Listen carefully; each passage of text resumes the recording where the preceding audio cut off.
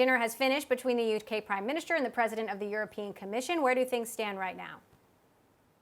Yes, that dinner has finished. It was a dinner that lasted for more than 3 hours between UK Prime Minister Boris Johnson and the President of the EU Commission, Ursula von der Leyen.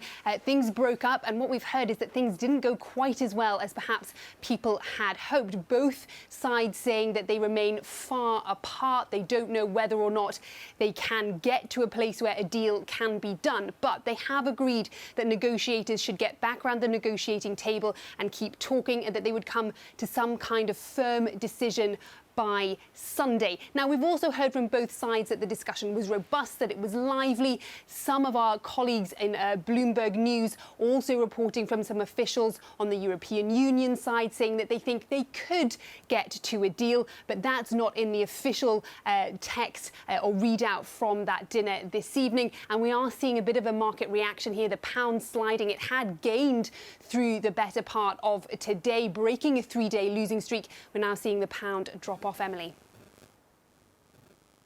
Now, there are obviously competing interests on both sides. Is this what folks hoped for?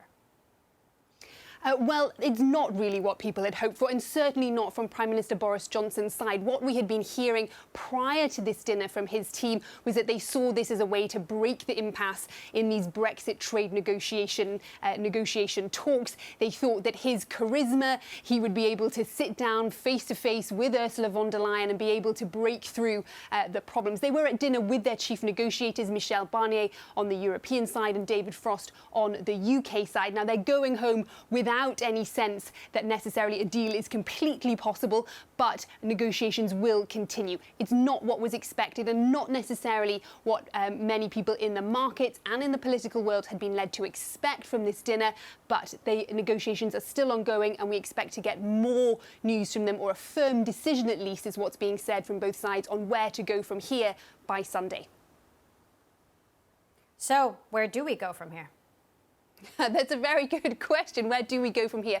Well, they will go back to the negotiating table. They will try and decide where to go on Sunday. We do still have until the very end of the year before this Brexit transition period ends. So the UK formally left the European Union at the beginning of the year. Then they had this transition period in order to get a trade deal, how they would operate on a trade basis as the UK as sort of external partners to the European Union. They have until the 31st of December to do that and to get it agreed by then the rest of the European Union members. So we are still a few weeks off. It just depends how much appetite there is on both sides to keep those negotiations ongoing. Now, one would think that there would be a serious appetite for this, because there will be quite serious consequences if a trade deal is not struck, and the consequences for both sides here. Certainly for the UK, the European Union, its largest external trading partner.